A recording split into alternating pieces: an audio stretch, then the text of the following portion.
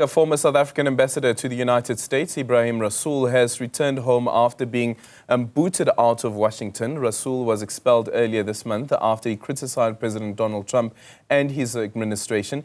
The expulsion has also fueled tensions between the two nations. The SAFTU General Secretary, Zwelinzima Vavi, now joins us to chat about these developments. A very good morning to you. Thank you so much for making time for us this morning. First of all, what do you think of the remarks that Ambassador Ebrahim Rasool made upon landing at the airport? I was just having a chat now with my colleague and looking at what's been happening on social media, where some people were arguing that actually Ambassador Rasool should have held back and speak only at a later stage after he has given his report to the president. What's your take on it? Well, we're not diplomats. We respect those who are advancing a view that says he should have raised all of what he said, which no one can dispute as a untruth. But he should have not used that platform. He should have briefed the president behind the closed curtains and doors, and so that he keeps the channels going between South Africa and the United States of America diplomatic. And we disagree. Perhaps it's because we are not diplomats. We are trade unionists. We believe in truth telling under all circumstances. We believe in the exposure of lies whenever they are told. And we currently believe that Donald Trump's policies are anything but a threat to the world peace. They are destabilizing not just the relationship between South Africa and that nation, but they are about spreading misinformation to bolster an extreme right-wing, white supremacist agenda here in South Africa, so that the whole legacy of apartheid, colonialism, may be left intact, and that transformation will be abandoned because the people who are making the biggest screams about supposedly a white genocide unfolding in South Africa are white, and they belong to the same ideology that he himself is pushing in America, which is an agenda against any kind of transformation, any kind of affirming the black people who are former slaves to be affirmed into senior positions.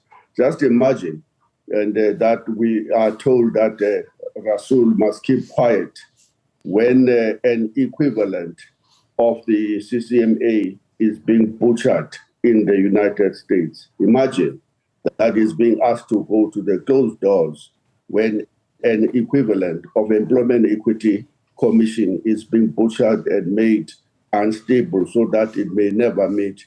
Imagine that he is being asked to keep quiet when Trump is on war against the Panama, and when he is threatening to take over the Panama Canal.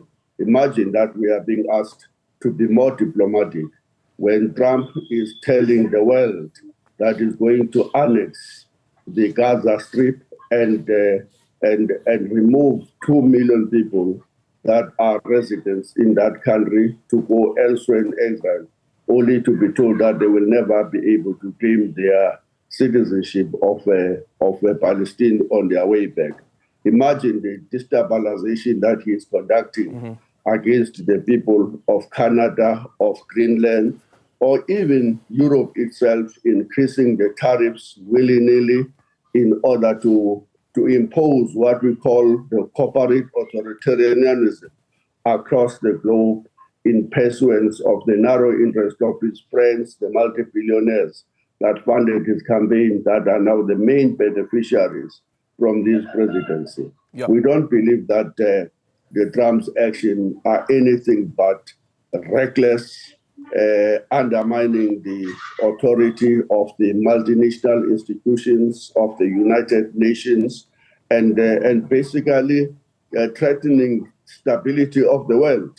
When you face that situation, when you're facing white supremacy agenda, when you are facing a reckless leader who is threatening almost every part of the world and spreading misinformation about your own country, we believe that Rasool was duty-bound to correct that and to say it as it is.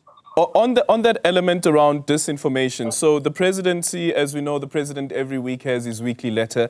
The weekly letter for this week has now come out, and it specifically speaks about Human Rights Day, which we marked last week. But this is what the president has wrote. As South Africans, we should therefore reject the politics of divisiveness that is emerging in many parts of the world.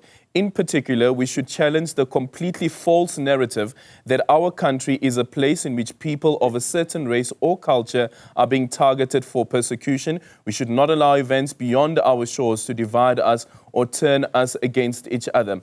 With that said, and also the remarks that were made last week by the spokesperson for the president, Vincent Magwenya, what do you make around how the presidency is responding to this disinformation one, but also the actions that are taken by the Trump administration?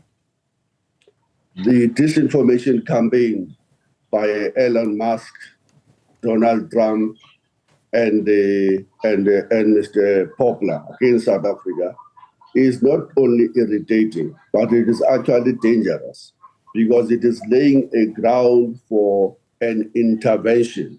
And we know that the American government have intervened in Libya, have army bases all over the African continent to defend the interest of America, has been in Iraq over a false claim that the then leader of that country had dangerous weapons, have been into Syria to cause so much destabilization all over the world.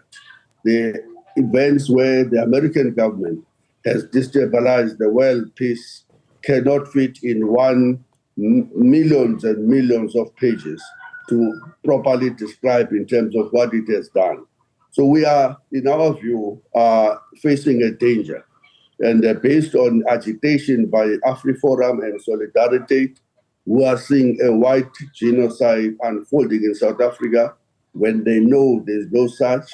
We are telling the world that there is a massive land expropriation and without compensation when they cannot produce an evidence to back that claim. We are telling the world that their language is not as protected as the rest of the 11 official languages of South Africa when they know they are spreading untruths about what is unfolding in South Africa, and to anything to the contrary.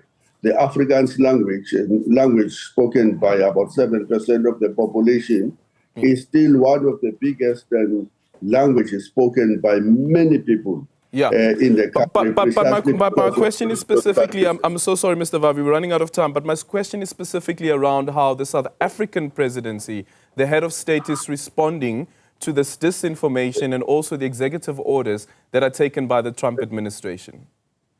The letter from the president explaining what is the human rights record of South Africa, what is their context, is perfectly in line with our views as well in the Federation.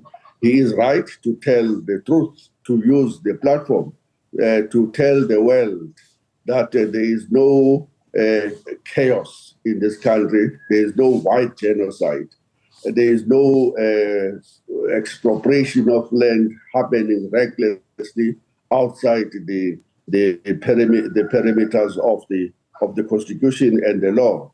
There is no such a thing that is being repeatedly spoken to by Elon Musk and Donald Trump. So we support that sentiment by the president.